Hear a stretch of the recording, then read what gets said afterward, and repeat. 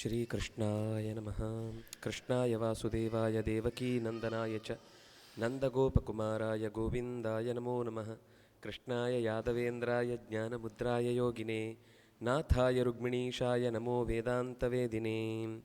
ಶ್ರೀಕೃಷ್ಣ ಮುಖ್ಯಪ್ರಾಣರ ದಿವ್ಯ ಸನ್ನಿಧಾನದಲ್ಲಿ ನಿತ್ಯವೂ ನಡೆಯಬೇಕಾದ ಜ್ಞಾನಯಜ್ಞದ ಅಂಗವಾಗಿ ಚಾತುರ್ಮಾಸ್ಯದ ವಿಶೇಷ ಪ್ರವಚನದ ಮಾಲಿಕೆಯಲ್ಲಿ ಶ್ರೀಯುತರಾದ ಸುಬ್ರಹ್ಮಣ್ಯ ಜಿ ಭಟ್ ಅವಧಾನಿಗಳು ಸಂಸ್ಕಾರಗಳ ಕುರಿತಾಗಿ ಮಾತಾಡ್ತಾ ಅದರಲ್ಲಿ ವಿಶಿಷ್ಟವಾದ ವಿವಾಹದ ಬಗ್ಗೆ ನಮಗೆ ಗೃಹ್ಯಸೂತ್ರಗಳಲ್ಲಿ ಬಂದ ಮತ್ತು ಸಾಮಾಜಿಕ ಬಂಧದ ಅದರ ಋಷಿಗಳ ದೂರದೃಷ್ಟಿಯನ್ನು ನಮ್ಮ ಮುಂದೆ ಪ್ರಸ್ತಾವಗೊಳಿಸ್ತಾ ಇದ್ದಾರೆ.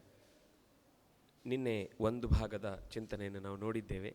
ಇವತ್ತು ಮತ್ತೆ ಅದರ ಮುಂದಿನ ಮತ್ತೊಂದು ಭಾಗವನ್ನು ಕೂಡ ನಾವು ನೋಡುತ್ತೇವೆ.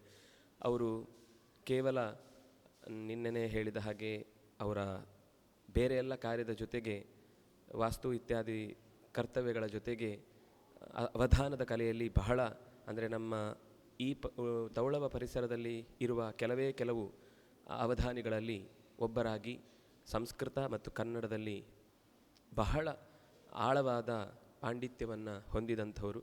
ಅಂಥವರು ಈ ಕಾರ್ಯವನ್ನು ನಡೆಸಿಕೊಡಲಿಕ್ಕೆ ನಮ್ಮ ಜೊತೆಗಿದ್ದಾರೆ. ಅವರಿಗೆ ನಾನು ಮತ್ತೊಮ್ಮೆ ಸ್ವಾಗತವನ್ನು ಕೋರ್ತೇನೆ.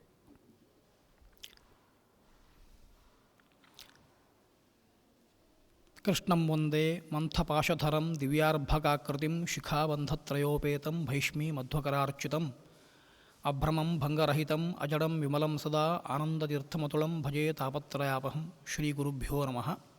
ಶ್ರೀಕೃಷ್ಣ ಮುಖ್ಯ ಪ್ರಾಣರನ್ನು ವಂದಿಸಿ ಪರ್ಯಾಯ ಶ್ರೀಪಾದರನ್ನು ವಂದಿಸಿ ವಿವಾಹದ ಬಗ್ಗೆ ಇನ್ನಷ್ಟು ವಿಚಾರಗಳನ್ನು ನೋಡುವ.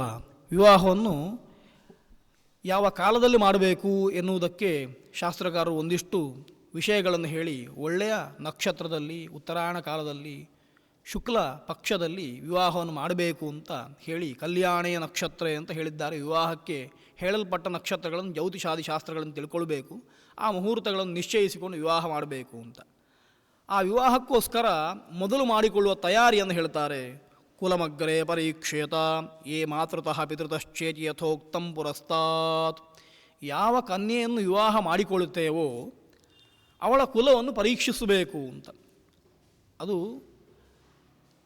ಮುಂದಿನ ಭವಿಷ್ಯವನ್ನು ಇಟ್ಟುಕೊಂಡು ಮುಂದೆ ಹುಟ್ಟುವಂತಹ ಮಗು ಆತ ಸತ್ಕುಲೀನನಾಗಬೇಕು, ಒಳ್ಳೆಯ ಸಂಸ್ಕಾರಯುಕ್ತನಾಗಬೇಕು ಎನ್ನುವ ದೃಷ್ಟಿಯಿಂದ ಆ ಪರೀಕ್ಷೆಯನ್ನು ಹೇಳಿದ್ದಾರೆ.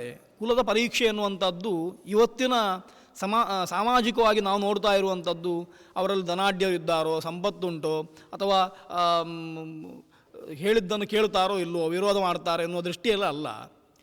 ಅವರ ಶಾಖೆ ಯಾವುದು, ಅವರು ಇರುವ ಪ್ರಾದೇಶಿಕವಾದ ವ್ಯವಸ್ಥೆಯಲ್ಲಿ ಇರುವ ಧರ್ಮಗಳು ಯಾವುದು, ಅವರ ಜೀವನ ಶೈಲಿ ನಮ್ಮ ಜೀವನ ಶೈಲಿಗೆ ಹೊಂದಿಕೊಳ್ತದೋ ಇಲ್ಲವೋ, ಅವರ ದೇಹ ಪ್ರಕೃತಿ ನಮ್ಮ ಊರಿನ ದೇಹ ಪ್ರಕೃತಿಗೆ ಹೊಂದಿಕೊಳ್ತದೋ ಇಲ್ಲವೋ ಇತ್ಯಾದಿ ಎಲ್ಲವೂ ಬೇಕು. ಇವತ್ತಿನ ಹಾಗೆ ಕೇವಲ 3 ಕಿಲೋಮೀಟರ್ 4 ಕಿಲೋಮೀಟರ್ ಅಂತರದ ಕನ್ಯೆಯನ್ನು ತರುವ ಪರಿಪಾಠ ಹಿಂದೆ ಇರಲಿಲ್ಲ. ತುಂಬ ದೂರದಿಂದಲೂ ಕನ್ಯೆಯನ್ನು ಸ್ವೀಕಾರ ಮಾಡಿಕೊಂಡು ವಿವಾಹ ಮಾಡುವ ವ್ಯವಸ್ಥೆ ಇತ್ತು. ಆ ಕಾಲಕ್ಕಾಗುವಾಗ ಈ ಎಲ್ಲ ವ್ಯವಸ್ಥೆಗಳನ್ನು ಪರೀಕ್ಷಿಸಿ ಕನ್ಯೆ ಯೋಗ್ಯಳು ಅಂತಾದರೆ ಸ್ವೀಕಾರ ಮಾಡಿಕೊಳ್ಳುವ ವ್ಯವಸ್ಥೆ ಬಂತು. ಅದು ವರನಿಗೂ ಅನ್ವಯಿಸ್ತದೆ, ಇಬ್ಬರಿಗೂ ಅನ್ವಯಿಸ್ತದೆ. ಹೀಗಾಗಿ ಪರಸ್ಪರ ಅವರಿಗೆ ವಿಶ್ವಾಸ ಬರಬೇಕು, ಈ ಕನ್ಯೆಯನ್ನು ಇಂಥವನಿಗೆ ಕೊಡ್ಬೋದು ಅಂತ ಕನ್ಯಾ ಪಿತೃವಿಗೆ ವಿಶ್ವಾಸ ಬರಬೇಕು. ವರನ ತಂದೆ ತಾಯಿಗಳಿಗೆ ಮನೆಯವರಿಗೆ ಇಂತಹ ಕನ್ಯೆಯನ್ನು ಸ್ವೀಕಾರ ಮಾಡಬಹುದು ಎನ್ನುವ ವಿಶ್ವಾಸ ಬರಬೇಕು. ಅದಕ್ಕೋಸ್ಕರ ಹಿಂದಿನವರು ಈ ವ್ಯವಸ್ಥೆಯಲ್ಲಿ ಅದನ್ನು ನಿರೂಪಣೆ ಮಾಡಿದರು. ಆದರೆ ಇವತ್ತಿನ ಸಾಮಾಜಿಕ ವ್ಯವಸ್ಥೆಯನ್ನು ನೋಡಿದರೆ ತುಂಬ ತಾರಕಕ್ಕೆ ಹೋದಾಗ ಅನಿಸ್ತದೆ ಈ ಕುಲ ಪರೀಕ್ಷೆ ಅನ್ನೋದು. ಕುಲ ಎನ್ನುವ ಶಬ್ದ ಇಲ್ಲ ಬಿಟ್ಟರೆ ಅರ್ಹತಾ ಪರೀಕ್ಷೆ ಎನ್ನುವ ದೃಷ್ಟಿಯಿಂದ ಶಾಲೆಯಲ್ಲಿ ನಡೆಸುವಂಥ ಪರೀಕ್ಷೆಗಳಿಗಿಂತ ಅಧಿಕವಾದ ಪರೀಕ್ಷೆ ನಡೆಯುವಂಥದ್ದು ಕಾಣ್ತದೆ. ಅಷ್ಟು ನಡೆದು ಕೊನೆಗೆ ವಿಚ್ಛೇದನಾದಿಗಳು ಆಗುವಂಥದ್ದು ಕಾಣ್ತದೆ. ಇದನ್ನೆಲ್ಲ ನೋಡುವಾಗ ವಿವಾಹ ಪ್ರಕ್ರಿಯೆ ಅದು ಸಂಸ್ಕಾರ ಎನ್ನುವ ದೃಷ್ಟಿಯಲ್ಲಿ ಆಗದೇ ಇರುವಂಥದ್ದು, ಕೇವಲ ಅದನ್ನು ಆಚಾರ ಎನ್ನುವುದನ್ನು ಮರೆತು ಇಷ್ಟು ಮಾಡಿದರೆ ಸಾಕು ಎನ್ನುವ ದೃಷ್ಟಿಯಿಂದ ಸಂಸ್ಕಾರಗಳನ್ನು ಬದಿಗಿಟ್ಟು ವೈಭವವನ್ನು ಪ್ರದರ್ಶನ ಮಾಡುವುದರಲ್ಲೇ ವಿವಾಹ ಎನ್ನುವಂಥದ್ದು ವ್ಯಸ್ತವಾದ ಹಾಗೆ ಕಾಣ್ತದೆ. ಅದು ಆ ದೃಷ್ಟಿಯಿಂದ ಕುಲಮಗ್ರೇ ಪರೀಕ್ಷೇತ ಎನ್ನುವ ವಚನವನ್ನು ಮತ್ತೊಮ್ಮೆ ವಿಮರ್ಶೆ ಮಾಡಿಕೊಳ್ಳಬೇಕು.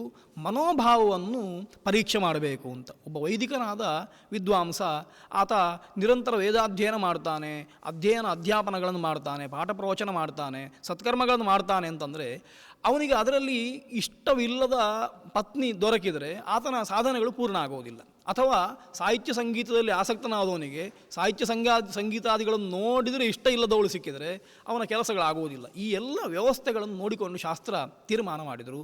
ಅನುರೂಪಳಾದವಳನ್ನು ಹುಡುಕಬೇಕು. ಅದಕ್ಕೆ ಪ್ರಾಕ್ ಸಂಸ್ಕಾರಗಳು ಕೂಡ ಅದು ಅನುಬಂಧಿಯಾದ್ದರಿಂದ ಅವುಗಳನ್ನು ನೋಡಿಕೊಂಡು ಪರೀಕ್ಷೆ ಮಾಡಿ ಅಂತ ಸೂತ್ರಕಾರರು ಹೇಳಿದ್ದಾರೆ. ಅದಾದ ಮೇಲೆ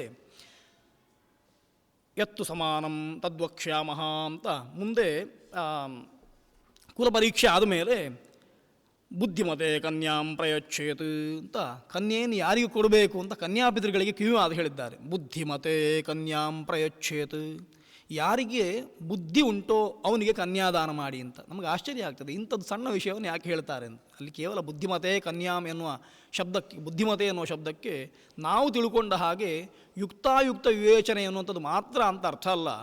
ಎಲ್ಲ ಇಂದ್ರಿಯ ಪಾಠವ ಇರಬೇಕು. ಆಮೇಲೆ ಅವಳ ಮನಸ್ಸನ್ನು ತಿಳಿದುಕೊಳ್ಳುವ ಬುದ್ಧಿ ಇರಬೇಕು ಅಂತ. ಒಬ್ಬ ಕನ್ಯೆಯನ್ನು 8 ವರ್ಷದ ಮಗುವನ್ನು ವಿವಾಹ ಮಾಡಿ ಕರೆದುಕೊಂಡು ಬಂದರೆ ಹಿಂದಿನ ಕಾಲದಲ್ಲಿ ಆ ಮಗುವಿನ ಮನೋಭಾವವನ್ನು ತಿಳಿಯದೆ ಒರಟಾಗಿ ವರ್ತಿಸಿದರೆ ಅದಕ್ಕೆ ವೈವಾಹಿಕ ಜೀವನದಲ್ಲಿ ಬೇಸರ ಬಂದು ಹೋಗ್ಬೋದು. ಆ ದೃಷ್ಟಿಯಿಂದ ಆ ವಿವಾಹವನ್ನು ಮಾಡಿಕೊಳ್ಳುವ ವರನೂ ಕೂಡ ಅವಳಿಗೆ ಅನುಗುಣವಾಗಿ ಬದುಕಲಿಕ್ಕೆ ಬೇಕಾಗುವಂತಹ ಸಾಹಚರ್ಯವನ್ನು ರೂಢಿಸಿಕೊಳ್ಳಬೇಕೆನ್ನುವ ದೃಷ್ಟಿಯಿಂದ ಆ ಪರೀಕ್ಷೆಯನ್ನು ಹೇಳಿದ್ದಾರೆ. ಹಾಗಾಗಿ ಅವುಗಳನ್ನೆಲ್ಲ ನೋಡಿಕೊಂಡು ಬುದ್ಧಿವಂತನಾದ ವಿದ್ಯಾವಂತನಾದವನಿಗೆ ವಿವಾಹವನ್ನು ಮಾಡಬೇಕು, ಅವನಿಗೆ ಕನ್ಯಾದಾನವನ್ನು ಮಾಡಬೇಕು ಅಂತ. ಮತ್ತು ಕನ್ಯಾ ಲಕ್ಷಣಗಳನ್ನು ಒಂದಿಷ್ಟು ಹೇಳಿದರು. ಬುದ್ಧಿರೂಪ ಶೀಲ ಲಕ್ಷಣ ಸಂಪನ್ನಾಂ ಅರೋಗಾಮುಪಯಚ್ಛೇತ. ಕನ್ಯೆಯನ್ನು ಬುದ್ಧಿಮತಿಯಾದವಳನ್ನು ವಿವಾಹ ಆಗಬೇಕು, ಒಳ್ಳೆಯ ಆಚಾರನಿಷ್ಠಲಾಗಿರಬೇಕು, ಅದೇ ರೀತಿಯಲ್ಲಿ ಯೋಗ್ಯವಾದ ವಯಸ್ಸಿರಬೇಕು, ಅರೋಗ ಯಾವುದೇ ದೇಹದಲ್ಲಿ ರೋಗ ಲಕ್ಷಣಗಳು ಇರಬಾರ್ದು ಅಂತ. ಅದು ಇಬ್ಬರಿಗೂ ಅನ್ವಯಿಸ್ತದೆ, ಪುರುಷನಿಗೂ ಸ್ತ್ರೀಗೂ. ಶಾಸ್ತ್ರಕಾರರು ರೋಗ ಲಕ್ಷಣಗಳಿದ್ದರೆ ವಿವಾಹ ಮಾಡಬೇಡಿ ಅಂತ ಹೇಳಿದರು. ತಾತ್ಕಾಲಿಕವಾದ ರೋಗಗಳು ಅಂತಾದರೆ ರೋಗ ಉಪಶಮನ ಆದ ಮೇಲೆ ವಿವಾಹವನ್ನು ಮಾಡಿ ಅಂತೂ. ದೀರ್ಘವಾದಂತಹ ರೋಗಗಳಿದ್ದರೆ ಅಂಥವರಿಗೆ ವಿವಾಹವನ್ನು ನಿಷೇಧವನ್ನು ಮಾಡಿದ್ದ ಲಕ್ಷಣಗಳುಂಟು. ಇವತ್ತಿನ ಸಮಾಜವು ಕೂಡ ಮುಕ್ತವಾಗಿ ಒಪ್ಪಿಕೊಳ್ಳುವಂಥ ವಿಷಯಗಳು. ಅದನ್ನು ಹೇಳಿದ ಮೇಲೆ ಕೆಲವು ಪರೀಕ್ಷೆಗಳನ್ನು, ಲಕ್ಷಣ ಪರೀಕ್ಷೆಗಳನ್ನು ಮಾಡಲಿಕ್ಕೂ ಶಾಸ್ತ್ರ ಹೇಳ್ತದೆ. ನಮಗೆ ಇವತ್ತಿನ ಕಾಲಕ್ಕೆ ಮುಕ್ತವಾಗಿ ನಾವು ಎಲ್ಲವನ್ನು ಮಾತಿನಲ್ಲಿ ಪರಿಹರಿಸಿಕೊಳ್ಳುವುದರಿಂದ ಅಂತಹ ಅವಶ್ಯಕತೆ ಇಲ್ಲ ಅಂತಲೂ ಕಾಣುತ್ತದೆ. ಅಂತೂ ವಿವಾಹವನ್ನು ಮಾಡಬೇಕು ಅಂತ ಹೇಳಿ, ವಿವಾಹ ಎಷ್ಟು ವಿಧ?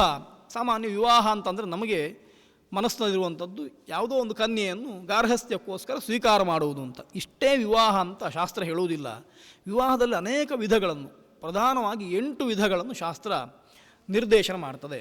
ಬ್ರಾಹ್ಮ ವಿವಾಹ ಅಂತ ಮೊದಲನೆಯದ್ದು, ದೈವ ವಿವಾಹ ಅಂತ ಎರಡನೆಯದ್ದು, ಪ್ರಾಗಾಪತ್ಯ ಅಂತ ಮೂರನೆಯದ್ದು, ಆರ್ಷ ಅಂತ ನಾಲ್ಕನೆಯದ್ದು. ಅದಾದ ಬಳಿಕ ಗಾಂಧರ್ವ, ಅಸುರ, ರಾಕ್ಷಸ, ಪೈಶಾಚ ಅಂತ ಮತ್ತೆ 4 ವಿವಾಹಗಳಿದ್ದಾವೆ.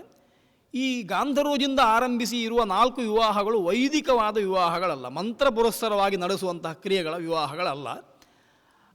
ಅದಕ್ಕಿಂತ ಪೂರ್ವದಲ್ಲಿರುವಂತಹ ಬ್ರಾಹ್ಮ, ದೈವ, ಆರ್ಷ, ಪ್ರಾಜಾಪತ್ಯ ಎನ್ನುವ 4 ವಿವಾಹಗಳು ಸಮಂತ್ರಕವಾಗಿ ನಡೆಯುವಂಥ ವಿವಾಹಗಳು. ಅವುಗಳ ಗುಣಧರ್ಮಗಳನ್ನು ಹೇಗೆ ಅಂತ ಪರಿಚಯ ಮಾಡಿಕೊಂಡ್ರೆ ಅವುಗಳನ್ನು ಗುರುತು ಹಿಡಿಯುವುದು ಸುಲಭ ಆಗ್ತದೆ. ಅಲಂಕೃತ್ಯ ಕನ್ಯಾಂ ಉದಕಪೂರ್ವಾಂ ಅದ್ಯಾದೇಶ ಬ್ರಾಹ್ಮೋ ವಿವಾಹ. ಸೂತ್ರಕಾರರು ಹೇಳ್ತಾರೆ, ಕನ್ಯೆಯನ್ನು ಅಲಂಕಾರ ಮಾಡಿ ಯೋಗ್ಯವಾದ ವಸ್ತ್ರಾಭರಣಗಳಿಂದ ಅಲಂಕರಿಸಿ ಯಾದಂತಹ ವಿಪ್ರನನ್ನು ಕರೆದು ಅವನಿಗೆ ಮಧುಬರ್ಕಾದಿಗಳನ್ನು ಕೊಟ್ಟು ಸಂತೋಷಪಡಿಸಿ ಕನ್ಯೆಯನ್ನು ದಾನ ಮಾಡಿದರೆ ಅಂತಹ ವಿವಾಹಕ್ಕೆ ಬ್ರಾಹ್ಮ ವಿವಾಹ ಅಂತ ಹೇಳಿ ವಿವಾಹ ವಿಧಿಗಳಲ್ಲಿ ಅತ್ಯಂತ ಶ್ರೇಷ್ಠವಾದ್ದು ಅಂತ ಶಾಸ್ತ್ರ ಹೇಳ್ತದೆ. ಇವತ್ತು ನಾವು ಅನುಷ್ಠಾನದಲ್ಲಿ ಇಟ್ಟುಕೊಂಡಿರುವಂಥ ವಿವಾಹ ಬ್ರಾಹ್ಮ ವಿವಾಹ. ಯೋಗ್ಯನಾದಂಥ ವರನನ್ನು ಹುಡುಕಿ ಮತ್ತು ಅವನೇ ಕೇಳಬೇಕು ಅಂತ. ಹಾಗಾಗಿ ಅವನತ್ರ ಕೇಳಿಸಿ ಕನ್ಯಾರ್ಥಿ ಅಂತ ಆತ ಹೇಳಿದ ಬಳಿಕ ಕನ್ಯೆಯನ್ನು ದಾನ ಮಾಡಬೇಕು. ಹೌದೋ ಅಲ್ವೋ ಅಂತ ತಿಳ್ಕೊಳ್ಬೇಕು, ಕನ್ಯಾರ್ಥಿ ಹೌದೋ ಅಲ್ವೋ. ಅದಕ್ಕೋಸ್ಕರ ಅವ ಹೇಳಬೇಕು ಕನ್ಯಾರ್ಥಿ ಅಂತ. ಆಮೇಲೆ ಸ್ವಾಗತಂ ಅಂತ ಅವನನ್ನು ಕರೆದು ಅವನಿಗೆ ಮಧುಬರ್ಕಾದಿಗಳನ್ನು ಮಾಡಿ ಅವನಿಗೆ ಮಂತ್ರ ಪುರಸ್ಸರವಾಗಿ ಉದಕಪೂರ್ವ ದಾನವನ್ನು ಕೊಡಬೇಕಾದ್ರೆ ನೀರು ಬಿಡಬೇಕು, ತುಳಸಿಯನ್ನಿಟ್ಟು ನೀರು ಬಿಡಬೇಕು. ಆ ರೀತಿಯಲ್ಲಿ ಕನ್ಯೆಯನ್ನು ಒಪ್ಪಿಸುವಂಥದ್ದಕ್ಕೆ ಬ್ರಾಹ್ಮ ವಿವಾಹ ಅಂತ ಕರೆದರು. ಹೀಗೆ ವಿವಾಹಿತನಾಗಿ ಹುಟ್ಟಿದ ಮಗು ಆತ 12 ಅವರಾನ್ 12 ಪರಾನ್ ಪುನಾತ್ಯುಭಯತಃ. ಅವ 12 ತಲೆಮಾರುಗಳನ್ನು ಉದ್ಧಾರ ಮಾಡ್ತಾನೆ. ಹಿಂದಿನ 12 ಜನಕ್ಕೂ ಉತ್ತಮ ಲೋಕವನ್ನು ಕಲ್ಪಿಸ್ತಾನೆ. ಮುಂದೆ ಹುಟ್ಟುವಂಥ 12 ತಲೆಮಾರನ್ನು ತನ್ನಿಂದ ಅವ ಉದ್ಧಾರ ಮಾಡ್ತಾನೆ ಅನ್ನುವ ವಿಷಯವನ್ನು ಹೇಳಿದ್ರು. ಅಂದರೆ ಸಂಸ್ಕಾರ ಪ್ರಬಲವಾಗಿ ಆದರೆ ಮುಂದೆ ಹುಟ್ಟುವವರು ಕೂಡ ಅದೇ ಸಂಸ್ಕಾರದಲ್ಲಿ ಸಂಸ್ಕೃತರಾಗಿ ಹುಟ್ಟುತ್ತಾರೆ ಎನ್ನುವ ವಿಷಯ ನಾವು ನೋಡಬೇಕಾದ್ದು. ಆದ ಮೇಲೆ ದೈವ ವಿವಾಹ ಅಂತ ನಾವು ಕರೆಯುವ ಎರಡನೇ ವಿವಾಹವನ್ನು ಹೇಳ್ತಾರೆ. ದೈವ ಅಂತಂದರೆ ಯಜ್ಞಯಾಗಾದಿಗಳನ್ನು ಮಾಡಿ ಆ ಯಜ್ಞದಲ್ಲಿ ಋತ್ವಿಜನಿಗೆ ಕನ್ಯೆಯನ್ನು ದಾನ ಮಾಡುವುದು. ಒಂದು ಯಜ್ಞವನ್ನು ಯಜಮಾನ ಮಾಡಿಸ್ತಾನೆ, ಆಗ ಋತ್ವಿಕನನ್ನು ನೋಡ್ತಾನೆ, ಅವ ಅನುರೂಪ ಅಂತ ಕಾಣ್ತದೆ, ಅವನಲ್ಲಿ ಕೇಳಿ ಅವನಿಗೆ ಕನ್ಯಾದಾನವನ್ನು ಮಾಡಿದರೆ ಅದಕ್ಕೆ ದೈವ ವಿವಾಹ ಅಂತ ಕರೀತಾರೆ.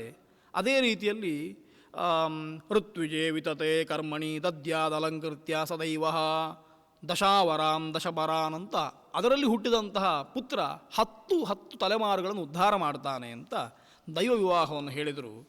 ಸಹಧರ್ಮಚರತ ಇತಿ ಪ್ರಾಜಾಪತ್ಯೋ ಅಷ್ಟಾವರಾನ್ ಅಷ್ಟಪರಾನ್ ಪುನಾತ್ಯುಭಯತಃ.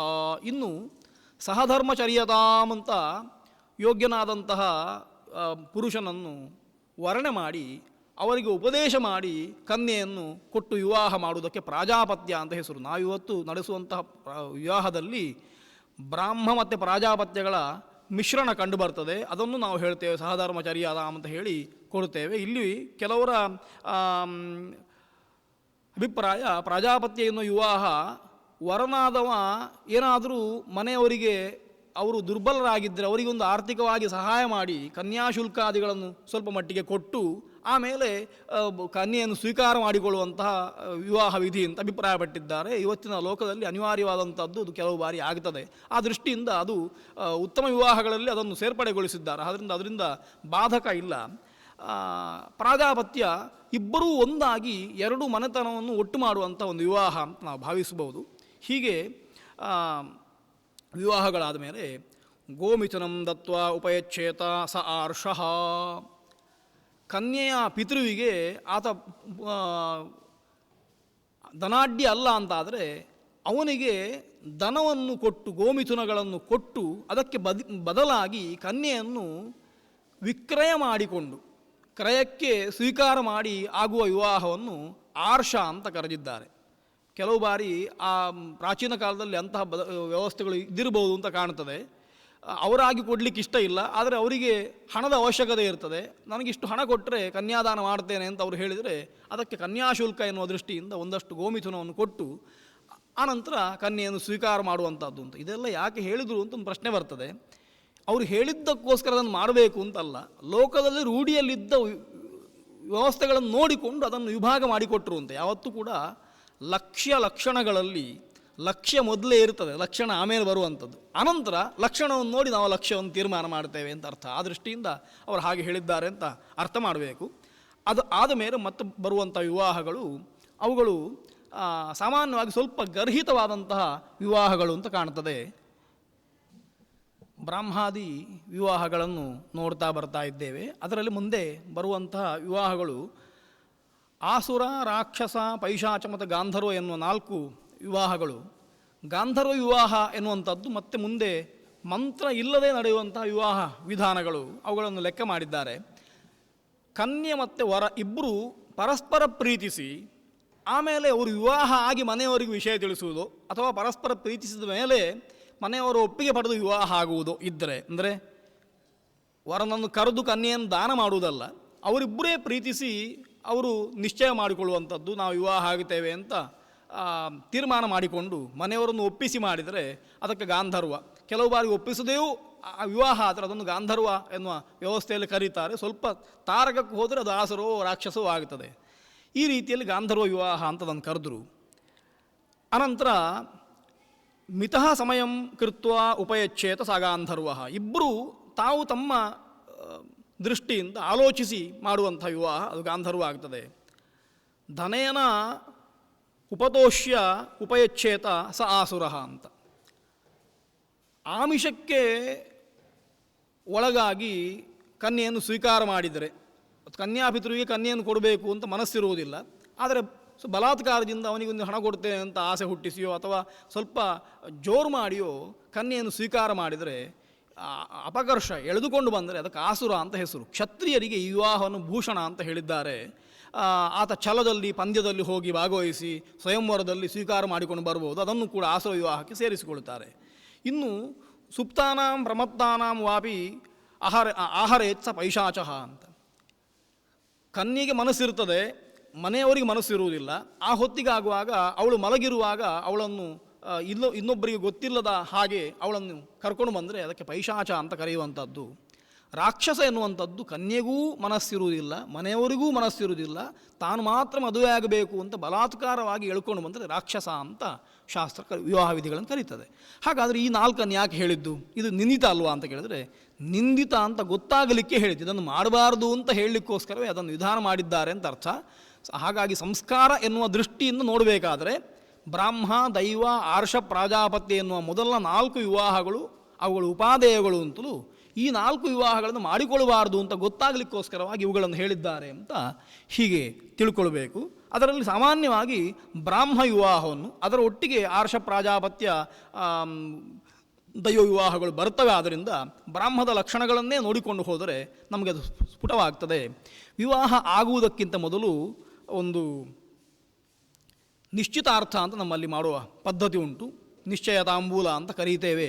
ಗಂಡು ಹೆಣ್ಣಿನ ಕಡೆಯವರು ಪರಸ್ಪರ ಭೇಟಿಯಾಗಿ ಆ ದಿವಸ ವಿವಾಹಕ್ಕೆ ಮುಹೂರ್ತವನ್ನು ಗೊತ್ತುಪಡಿಸಿ ಇಬ್ಬರು ತಾಂಬೂಲವನ್ನು ವಿನಿಮಯ ಮಾಡಿಕೊಳ್ಳುವಂಥದ್ದು ಇವತ್ತಿನ ವಾಡಿಕೆಯಲ್ಲಿ ಉಂಟು. ಶಾಸ್ತ್ರ ತುಂಬ ಸುಂದರವಾದ ವಿವಾಹ ವಿಧಿಯನ್ನು ನಮಗೆ ಕೊಡುತ್ತದೆ. ಈ ಸಂದರ್ಭಕ್ಕೆ ಸೂತ್ರಕಾರರು ಒಂದು ಮಾತು ಹೇಳ್ತಾರೆ. ಅಥ ಖಲು ಉಚ್ಚಾವಚಾಹ ಜನಪದ ಧರ್ಮಾ ಗ್ರಾಮಧರ್ಮಾಶ್ಚ ತಾನ್ ವಿವಾಹೇ ಪ್ರತೀಯಾತ್. ವಿವಾಹ ಎನ್ನುವಂಥದ್ದು ಕೇವಲ ಮಂತ್ರಗಳಿಂದ ಮಾತ್ರ ಆಗಬೇಕು ಅಥವಾ ಅದು ಶುಷ್ಕ ಆಗಬೇಕು ಅಂತ ಭಾವಿಸಿಕೊಳ್ಬೇಡಿ. ಅಲ್ಲಿ ಭಾವನೆಗಳಿಗೂ ಅವಕಾಶ ಉಂಟು, ಅಥವಾ ಬೇರೆ ಎಲ್ಲ ಧರ್ಮಗಳಿಗೂ ಅವಕಾಶ ಉಂಟು. ಆ ದೃಷ್ಟಿಯಿಂದ ಉಚ್ಚಾವಚಾಹ ಜನಪದ ಧರ್ಮ ಗ್ರಾಮಧರ್ಮಾಶ್ಚ, ಊರಿನಲ್ಲಿರುವ ಸಂಪ್ರದಾಯಗಳು ಆಚಾರಗಳು ಅಂತಿದ್ದಾವೆ, ಅವುಗಳು ಬಂಧುಗಳನ್ನು ಬೆಸೆಯುವಂಥದ್ದು. ಕೆಲವು ಆಟಗಳು ಬರ್ತದೆ, ಕೆಲವು ಹಾಡುಗಳು ಬರ್ತದೆ, ಒಂದಿಷ್ಟು ಹಸೆಗಳು ರಂಗೋಲೆಗಳು ಬರ್ತದೆ, ವಿವಾಹಕ್ಕೆ ತಯಾರು ಮಾಡುವ ವಸ್ತುಗಳಿದ್ದಾವೆ, ತಳಿರು ತೋರಣ ಕಟ್ಟಬೇಕು, ಚಪ್ಪರ ಹಾಕಬೇಕು. ಇದು ಎಲ್ಲವೂ ಕೂಡ ಇದಕ್ಕೆ ಬಾಧಕ ಅಲ್ಲ. ಮಂತ್ರ ಪುರಸ್ಸರವಾಗಿ ಮಾಡುವ ಯಾವುದೇ ಕ್ರಿಯೆಗಳಿಗೆ ಬಾಧಕ ಅಲ್ಲ. ಅವುಗಳ ದೃಷ್ಟಿಯಲ್ಲಿ ಅವುಗಳನ್ನು ಮಾಡ್ತಾ ಹೋಗ್ಬೋದು, ಅವುಗಳನ್ನು ನಿಷೇಧ ಮಾಡಲಿಲ್ಲ. ಅವುಗಳನ್ನೆಲ್ಲ ಹಾಗೇ ಸ್ವೀಕಾರ ಮಾಡಿಕೊಳ್ಳಿ. ಒಂದೊಂದು ಊರಿನಲ್ಲಿ ಒಂದೊಂದು ಆಚಾರ ಇರ್ತದೆ, ಆ ಆಚಾರಕ್ಕೆಲ್ಲ ಯಾವುದಕ್ಕೂ ನಿಷೇಧ ಮಾಡಲಿಲ್ಲ ಶಾಸ್ತ್ರ. ಆ ಆಚಾರಗಳನ್ನೆಲ್ಲ ಅಲ್ಲಿ ಅವರನ್ನು ಕೇಳಿಕೊಂಡು ಮಾಡಿ ಅಂತ ಸೀಮಂತ ಪ್ರಕರಣದಲ್ಲಿ ಹೇಳ್ತಾರೆ. ಕೆಲವು ವಿಷಯದಕ್ಕೆ ವೃದ್ಧ ಪುರಂದ್ರಿಯ ಆಶ್ರಯಣೀಯ ಅಂತ ಹೇಳಿ ಹಳೆಯ ಮುತ್ತೈದೆಯರನ್ನು ಕೇಳಿ ತಿಳ್ಕೊಳ್ಳಿ ಅದರ ವಿಷಯಗಳನ್ನು ಅಂತ ಶಾಸ್ತ್ರಕಾರರು ಬರೀತಾರೆ. ಅಂದರೆ ಶಾಸ್ತ್ರ ಎನ್ನುವಂಥದ್ದು ಬದುಕಲಿಕ್ಕೆ ಆಗುವಷ್ಟು ಅವನಿಗೆ ಒಂದಷ್ಟು ವಿಧಿ ನಿಷೇಧಗಳನ್ನು ಸುತ್ತಿ ಅವನನ್ನು ಬದುಕಲಿಕ್ಕೆ ಆಗದ ಹಾಗೆ ಉಸಿರು ಕಟ್ಟಿಸುವಂಥದ್ದಲ್ಲ. ಒಂದು ನಿಶ್ಚಿತವಾದ ವ್ಯವಸ್ಥೆಯಲ್ಲಿ ಬದುಕಲಿಕ್ಕೆ ಶಾಸ್ತ್ರ ನಮಗೆ ಒದಗಿಸಿಕೊಡ್ತದೆ. 1 ಎಕರೆ ಜಾಗ ಉಂಟು ಅಂತ ಎಣಿಸ್ಕೊಳ್ಳಿ. ನಮಗೆ ಈ ಕಡೆಯಿಂದ ಆ ಕಡೆಗೆ ಹೋಗಬೇಕು, ಯಾವ ಕಡೆಯಿಂದ ಹೇಗೆ ಬೇಕಾದರೂ ಹೋಗಬಹುದು ಅಂತಂದರೆ ಇಡೀ ಆ 1 ಎಕರೆ ಜಾಗವನ್ನು ನಾವು ಹಾಳಗಿಡವೇ ಹಾಕ್ತೇವೆ. ಅದಕ್ಕೆ ಒಂದು 3 ಅಡಿಯ ಒಂದು ರಸ್ತೆಯನ್ನು ಮಾಡಿಕೊಟ್ಟು ಇದರಲ್ಲೇ ಹೋಗಬೇಕು ಅಂತ ಹೇಳಿದರೆ ಉಳಿದ ಜಾಗಗಳು ತನ್ನಿಂದ ತಾನೇ ಉಳಿತವೆ, ಏನೂ ತೊಂದರೆ ಆಗದೇ ಇರ್ತವೆ. ಈ ದೃಷ್ಟಿಯಿಂದ ನಾವು ಮಾಡುವ ಪಥ ಎನ್ನುವಂಥದ್ದು ಶಾಸ್ತ್ರ ಲೋಕದಲ್ಲಿ ಹೇಗೂ ಬದುಕಬಹುದು ಅಂತ ಹೇಳಿಬಿಟ್ರೆ ಉಚ್ಚಾವಚಾರಾಗಿ ಬದುಕಿಬಿಡ್ತಾರೆ. ಅದಕ್ಕೋಸ್ಕರ ಹೀಗೆ ಬದುಕಿ ಅಂತ ಹೇಳಿದರೆ ಉಳಿದದ್ದು ಉಳಿತದೆ ಅನ್ನುವ ದೃಷ್ಟಿಯಿಂದ ಉಳಿದ ವ್ಯವಸ್ಥೆಗಳನ್ನು ಉಳಿಸಲಿಕ್ಕೆ, ಉಳಿದವರನ್ನು ಬದುಕಲಿಕ್ಕೆ ಬಿಡಲಿಕ್ಕೋಸ್ಕರ ಶಾಸ್ತ್ರ ಒಂದು ದಾರಿಯನ್ನು ಮಾಡಿಕೊಡ್ತದೆ. ಹಾಗಾಗಿ ಆ ಧರ್ಮಗಳನ್ನೆಲ್ಲ ಆಶ್ರಯಿಸಿಕೊಳ್ಳಿ, ಅವುಗಳನ್ನು ನಿಷೇಧ ಮಾಡಬೇಡಿ ಅಂತ ಸೂತ್ರಕಾರರು ಹೇಳಿದರು. ಆಶ್ವಲಾಯರಂಥ ಸೂತ್ರಕಾರರು ಹೇಳಬೇಕಾದ ಅವಶ್ಯಕತೆ ಇರಲಿಲ್ಲ. ಆದರೆ ಕೇವಲ ಶಾಸ್ತ್ರ ಅಂತ ಮಾತ್ರ ತಿಳ್ಕೊಳ್ಬೇಡಿ, ಸಂಪ್ರದಾಯಗಳಿಗೂ ಮನೆ ಉಂಟು ಅಂತ ತೋರಿಸಿ ಸಂಪ್ರದಾಯಗಳನ್ನು ಬಿಡಬಾರ್ದು ಅಂತ ಹೇಳಿದ್ದಾರೆ. ಹಾಗಾಗಿ ಅವುಗಳನ್ನು ಆಚರಿಸಿಕೊಳ್ಬೋದು. ಆದರೆ ಶಾಸ್ತ್ರ ಯಾವ ನಿರ್ಣಯಗಳನ್ನು ಸ್ವೀಕಾರ ಮಾಡಿದೆ ಅವುಗಳನ್ನು ಹಾಗೆ ಪಾಲಿಸಬೇಕು ಅಂತ.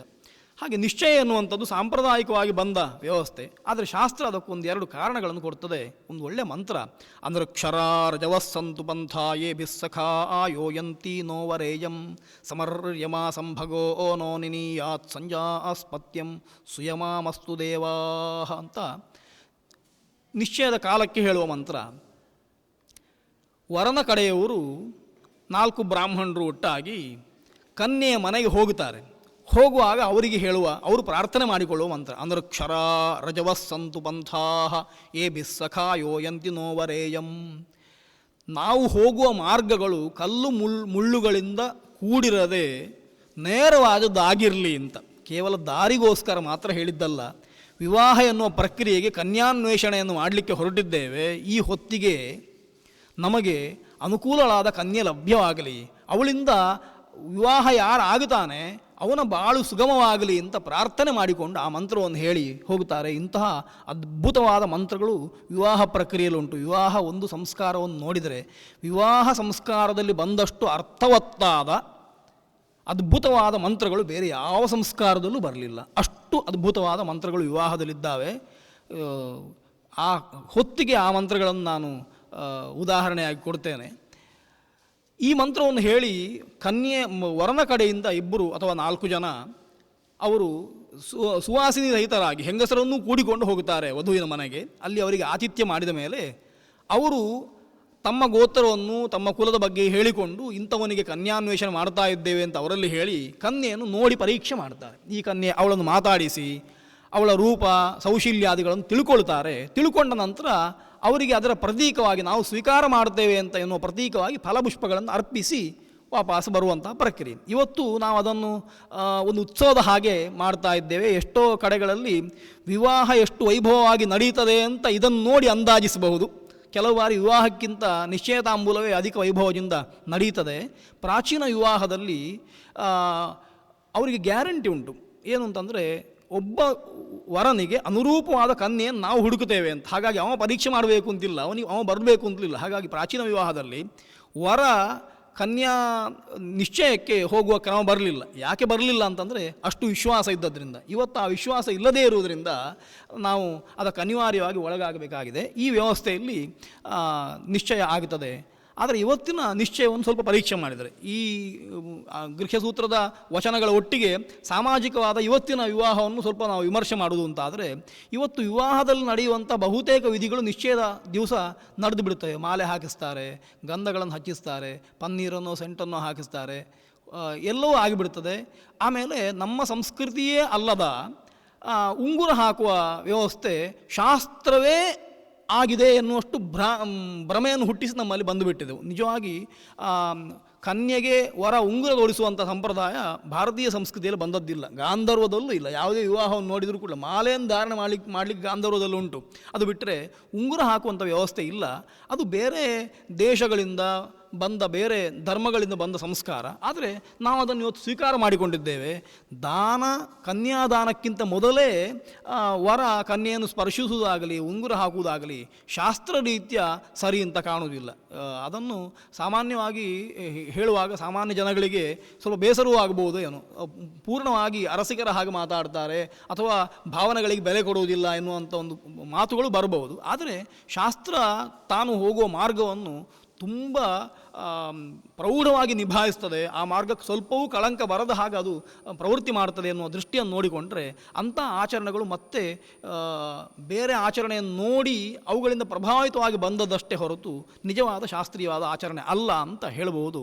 ಇದು ಒಂದು ದೊಡ್ಡ ಕರ್ತವ್ಯ ನಮ್ಮದು. ಶಾಸ್ತ್ರವನ್ನು ರಕ್ಷಣೆ ಮಾಡಬೇಕಾದರೆ ಯಥಾರ್ಥವಾಗಿ ಯಾವುದು ಶಾಸ್ತ್ರೀಯವಾದ ಆಚರಣೆಗಳು ಅವುಗಳನ್ನು ಹಾಗೆ ಪಾಲಿಸಬೇಕು. ಯಾವುದು ಶಾಸ್ತ್ರೀಯ ಅಲ್ಲ ಅಂತ ಗೊತ್ತಾಗುತ್ತದೋ ಅವುಗಳನ್ನು ಬಿಟ್ಟರೆ ಯಾವ ಸಮಸ್ಯೆಯೂ ಇರುವುದಿಲ್ಲ, ಅದನ್ನು ಬಿಡಬೇಕು ಎನ್ನುವ ದೃಷ್ಟಿಯನ್ನು ನೋಡಿದರೆ ವಿವಾಹವನ್ನು ಇನ್ನಷ್ಟು ಅರ್ಥಪೂರ್ಣವಾಗಿ ಆಚರಿಸಲಿಕ್ಕೆ ಆಗ್ತದೆ. ನಿಶ್ಚಯ ಆದ ಮೇಲೆ ವಿವಾಹದ ದಿವಸ ಪುಣ್ಯಾಹ ನಾಂದಿ ಇತ್ಯಾದಿಗಳನ್ನು ಮಾಡಿಕೊಳ್ತಾರೆ. ಪುಣ್ಯಾಹ ಎನ್ನುವ ಕರ್ಮಕ್ಕೆ ಆ ದಿವಸವನ್ನು ಅದು ಪವಿತ್ರ ಮಾಡ್ತದೆ ಅಂತ ಅರ್ಥ. ಆಗುವ ಕರ್ಮವನ್ನು ಪವಿತ್ರೀಕರಿಸ್ತದೆ. ಅದೇ ರೀತಿ ವಸ್ತುಗಳನ್ನು, ವ್ಯಕ್ತಿಯನ್ನು ಅದು ಪವಿತ್ರೀಕರಿಸ್ತದೆ. ಶುದ್ಧವಾದಂತಹ ತೀರ್ಥದಿಂದ ಪ್ರೋಕ್ಷಿತನಾಗಿ ಪುಣ್ಯಾಹ ಮಂತ್ರಗಳಿಂದ, ಆಶೀರ್ವಚನ ಮಂತ್ರಗಳಿಂದ ಆತ ಆಶೀರ್ವದಿಸಲ್ಪಟ್ಟು ಮತ್ತು ಮುಂದೆ ವಿವಾಹಕ್ಕೋಸ್ಕರ ದಿಬ್ಬಣದಲ್ಲಿ ವರ ಬರ್ತಾನೆ. ಅಂತಹ ವರನನ್ನು ಸ್ವೀಕಾರ ಮಾಡಿಕೊಂಡು ಅವನನ್ನು ಕರೆದು ಅವನಿಗೆ ಮಧುಬರ್ಕಾದಿಗಳನ್ನು ಮಾಡಿ, ಅತಿಥಿ ಅಂತಾದರೆ ಅವನಿಗೆ ಮಧುಬರ್ಕಾದಿಗಳನ್ನು ಕೊಡಬೇಕು. ಅರ್ಘ್ಯ, ಪಾದ್ಯ, ಆಚಮನೀಯ, ಮಧುಬರ್ಕ, ಉಪವೀತ, ವಸ್ತ್ರ ಇತ್ಯಾದಿಗಳನ್ನೆಲ್ಲ ಕೊಟ್ಟು ದೇವರನ್ನು ಪೂಜಿಸುವ ಹಾಗೆ ಅವನನ್ನು ಪೂಜಿಸಿ ಅವನಿಗೆ ಕನ್ಯಾದಾನ ಮಾಡುವಂಥದ್ದು. ಕನ್ಯಾದಾನ ಮಾಡುವಾಗ ಕನ್ಯೆಯಲ್ಲಿ ಮಹಾಲಕ್ಷ್ಮಿಯ ಸನ್ನಿಧಾನವನ್ನು, ವರನಲ್ಲಿ ನಾರಾಯಣನ ಸನ್ನಿಧಾನವನ್ನು ಎಣಿಸಿಕೊಳ್ಬೇಕು, ಅದನ್ನು ಚಿಂತಿಸಬೇಕು. ಅಂದರೆ ಪ್ರಾಚೀನರು ಮಾಡುವ ಎಲ್ಲ ವ್ಯವಸ್ಥೆಯಲ್ಲೂ ಎಲ್ಲರಲ್ಲೂ ದೇವರನ್ನು ಕಾಣ್ತಾರೆ. ಹಾಗಾಗಿ ದೇವರ ಪೂಜೆಯನ್ನು ಹೊರತುಪಡಿಸಿ ಯಾವುದನ್ನು ಮಾಡಲಿಕ್ಕೆ ಅವ್ರಿಗೆ ಗೊತ್ತಿಲ್ಲ ಅಂತ ಹೇಳ್ಬೋದು. ಊಟ ಮಾಡುವಾಗಲೂ ಅದೊಂದು ಯಜ್ಞ, ಗರ್ಭಾಧಾನವೂ ಒಂದು ಯಜ್ಞ, ವಿವಾಹವೂ ಒಂದು ಯಜ್ಞ. ಈ ತಮ್ಮ ನಿತ್ಯ ಕರ್ತವ್ಯ ಇದ್ದರೂ ಅದನ್ನು ಒಂದು ಯಜ್ಞದ ಹಾಗೆ ಮಾಡಿ ಅದನ್ನು ಭಗವಂತನಿಗೆ ಅರ್ಪಿಸುವಂತಹ ವ್ಯವಸ್ಥೆಯನ್ನು ಪ್ರಾಚೀನರು ಹಾಕಿಕೊಟ್ಟಿದ್ದಾರೆ. ಹಾಗಾಗಿ ನಿಷ್ಠರಾದವರಿಗೆ ಒಂದು ಬಾಳೆ ಹಣ್ಣಿನ ಗೋನೆಯಿಂದ ಒಂದು ಬಾಳೆಹಣ್ಣನ್ನು ತೆಗೆದು ತಾನೇ ತಿನ್ನಲಿಕ್ಕೆ ಮನಸ್ಸು ಬರುವುದಿಲ್ಲ. ಕೊನೆಗೆ ಮನಸ್ಸಿನಲ್ಲಾದರೂ ದೇವರಿಗೆ ಸಮರ್ಪಣೆ ಮಾಡಿ ಅದನ್ನು ತಿನ್ನಬೇಕಾದ ಪರಿಸ್ಥಿತಿ ಬರ್ತದೆ. ಹಾಗಾಗಿ ಮನುಷ್ಯ, ಕೃಷ್ಣ ಹೇಳಿದ ಮಾತು ಯೋಭುಂಕ್ತೆ ಸ್ಥೇನಯೇವ ಸಹ ಅಂತ, ತನಗೋಸ್ಕರವಾಗಿರುವಂಥದ್ದು ಯಾವುದೂ ಲೋಕದಲ್ಲಿಲ್ಲ. ಎಲ್ಲ ಭಗವಂತ ಸೃಷ್ಟಿ ಮಾಡಿದ್ದು, ಅದನ್ನು ಭಗವಂತನಿಗೆ ಅರ್ಪಿಸಿ ತಿನ್ನುವ. ಭಗವಂತ ತಿನ್ನುವುದಿಲ್ಲ ಆ ವಸ್ತುವನ್ನು ಪ್ರತ್ಯಕ್ಷವಾಗಿ ಅಂತ ನಮಗೆ ದೃಢವಾಗಿ ವಿಶ್ವಾಸ ಉಂಟು. ಅಕಸ್ಮಾತ್ ದೇವರೇ ಆ ವಸ್ತುವನ್ನು ಸ್ವೀಕಾರ ಮಾಡಿದ್ದರೆ ನಾವು ಮತ್ತೆ ನೈವೇದ್ಯವೇ ಇಡ್ತಿರಲಿಲ್ಲ. ಹಾಗಾಗಿ ಅಷ್ಟು ವಿಶ್ವಾಸ ಇದ್ದರೂ ಕೂಡ ದೇವರಿಗೆ ಅಂತ ಕೊಟ್ಟು ಚಿಂತಿಸಿ ತಿನ್ನಲಿಕ್ಕೂ ನಮಗೆ ಆಗುವುದಿಲ್ಲ ಎನ್ನುವ ಪರಿಸ್ಥಿತಿ ಬರಬಾರ್ದು. ಅದಕ್ಕೋಸ್ಕರ ಪ್ರತಿಯೊಂದನ್ನು ದೇವರಿಗೆ ಅರ್ಪಿಸಬೇಕು ಅಂತ ಇದನ್ನು ವಿವಾಹ ವಿಧಿಯಲ್ಲೂ ಪ್ರಾಚೀನರು ಇಟ್ಟುಕೊಂಡರು. ವಿವಾಹ ಎನ್ನುವಂಥದ್ದು ಅದು ದೇವರ ಪೂಜೆ, ಲಕ್ಷ್ಮೀನಾರಾಯಣರ ಆರಾಧನೆ ಎನ್ನುವ ದೃಷ್ಟಿಯಿಂದ ವರನನ್ನು ಮಧುಬರ್ಕಾದಿಗಳನ್ನು ಅರ್ಚಿಸಿ ಉಪವೀತಾದಿಗಳನ್ನು ವಸ್ತ್ರಾದಿಗಳನ್ನು ಅವನಿಗೆ ಕೊಟ್ಟು ಅವನಿಗೆ ಬ್ರಾಹ್ಮ ವಿಧಿಯ ಪ್ರಕಾರವೇ ಮಂತ್ರ ಪುರಸ್ಸರವಾಗಿ ಕನ್ಯೆಯನ್ನು ದಾನ ಮಾಡ್ತಾರೆ. ಅದು ಅಗ್ನಿಯ ಸನ್ನಿಧಾನದಲ್ಲಿ ಅಂತ. ಈ ಕನ್ಯಾದಾನ ಈ ಎಲ್ಲ ಕೆಲಸಗಳು ನಡೆಯುವಂಥದ್ದು ಅಗ್ನಿ ಇರುವಾಗ. ಶಾಖಾಬೇಜದಿಂದ ಕೆಲವರಿಗೆ ಮೊದಲು ಅಗ್ನಿ ಪ್ರತಿಷ್ಠೆ ಆಗ್ತದೆ, ಕೆಲವರಿಗೆ ಅನಂತರ ಅಗ್ನಿ ಪ್ರತಿಷ್ಠೆ ಆಗ್ಬೋದು. ಅಂತೂ ಆ ವ್ಯವಸ್ಥೆ ಅಗ್ನಿಯ ಮುಂಭಾಗದಲ್ಲಿ ನಡೀತದೆ. ದೇವರ ಒಂದು ಪ್ರತೀಕವಾದ ಅಗ್ನಿ. ಆ ಅಗ್ನಿಗೆ ಯೋಜಕ ಅಂತ ಹೆಸರು. ತುಂಬ ಅದ್ಭುತವಾದ ಚಿಂತನೆಗಳನ್ನು ಶಾಸ್ತ್ರ ಕೊಡ್ತದೆ. ಯೋಜಕ ಎನ್ನುವ ಅಗ್ನಿಗೆ ಯಾಕೆ ಯೋಜಕ ಅಂತ ಹೆಸರು ಅಂತಂದರೆ, ಅವ ಕನ್ಯೆಯನ್ನು ವರನನ್ನು ಈ ಸಂದರ್ಭದಲ್ಲಿ ಜೋಡಿಸ್ತಾನೆ ಅಂತ. ಅವರಿಬ್ಬರನ್ನು ಮುಂದೆ ಅವರಿಬ್ಬರಿಗೂ ಅಭಿಪ್ರಾಯ ವ್ಯತ್ಯಾಸ ಬಾರದ ಹಾಗೆ, ವಿಚ್ಛೇದ ಬಾರದ ಹಾಗೆ ಒಟ್ಟು ಮಾಡ್ತಾನೆ. ವಿಚ್ಛೇದ ಆಗಬಾರದು ಎನ್ನುವಂಥದ್ದೇ ವಿವಾಹದ ಪ್ರಧಾನವಾದ ಉದ್ದೇಶ. ಹಾಗಾಗಿ ವಿವಾಹ ಆದಮೇಲೆ ವಿಚ್ಛೇದ ಆಯಿತು ಅಂತಂದರೆ ವಿವಾಹ ಸರಿಯಾಗಲಿಲ್ಲ ಅಂತ ಹೇಳಬೇಕಷ್ಟೇ. ಆ ದೃಷ್ಟಿಯಿಂದ ಆ ಶಾಸ್ತ್ರದಲ್ಲಿ ಎಲ್ಲ ಕಡೆಯಲ್ಲಿ ವಿವಾಹವನ್ನು ವಿಧಾನ ಮಾಡಿದ್ದಾರೆ. ಒಂದೇ ಒಂದು ಕಡೆಯೂ ಕೂಡ ವಿವಾಹ ಆದಮೇಲೆ ಪತ್ನಿ ಪತಿಯನ್ನು ಬಿಟ್ಟು ಹೋಗಬೇಕು ಅಥವಾ ಪತಿ ಪತ್ನಿಯನ್ನು ಬಿಟ್ಟು ಹೋಗಬೇಕು ಅಂತ ಹೇಳಲೇ ಇಲ್ಲ. ಅಂಥ ಪ್ರಸಂಗ ಬಂದರೂ ಬಿಡುವುದು ಬೇಡ ಅಂತ ಹೇಳ್ತಾರೆ. ಯಾಕೆ ಅಂತಂದರೆ ಶಾಸ್ತ್ರಕಾರ ಅಭಿಮತ ಏನು ಅಂತಂದರೆ ಸಹಧರ್ಮಶ್ಚರ್ಯತಾಮ್ ಎನ್ನುವಂಥದ್ದೇ ಪ್ರಧಾನವಾದ ವಿಶೇಷ. ಧರ್ಮಾಚರಣೆಯನ್ನು ಇಬ್ಬರು ಒಟ್ಟು ಸೇರಿ ಮಾಡಿ ಅನ್ನುವಂಥದ್ದೇ ಇರುವುದರಿಂದ ಅದಕ್ಕಿಂತ ವ್ಯತಿರಿಕ್ತವಾದದ್ದನ್ನು ಆಲೋಚನೆ ಮಾಡುವುದಿಲ್ಲ ಅಂತ. ಆ ದೃಷ್ಟಿಯಿಂದ ಯೋಜಕ ಎನ್ನುವ ಅಗ್ನಿಯನ್ನು ಪ್ರತಿಷ್ಠೆ ಮಾಡಿ ಆ ಅಗ್ನಿಯಲ್ಲಿ ತೊಮರ್ಯಮ ಇತ್ಯಾದಿ ಮಂತ್ರಗಳಿಂದ ಅಗ್ನ ಆಯುವಂಶಿ ಎನ್ನುವ 3 ಮಂತ್ರಗಳು, ಪ್ರಜಾಪತ ಎನ್ನುವಂಥ ಮಂತ್ರ ಮತ್ತು ತೊಮರ್ಯಮ ಇತ್ಯಾದಿ ಮಂತ್ರಗಳಿದ್ದಾವೆ. ಆ ಮಂತ್ರಗಳಿಂದ ಆಹುತಿಯನ್ನು ಕೊಡುತ್ತೇವೆ. ತೊಮರ್ಯಮ ಎನ್ನುವಂಥ ಮಂತ್ರ ವಿವಾಹದಲ್ಲಿ ತುಂಬ ಅದ್ಭುತವಾದ ಮಂತ್ರ. ಅದರ ಕೊನೆಯ ಸಾಲು ಅತ್ಯದ್ಭುತವಾದ್ದು.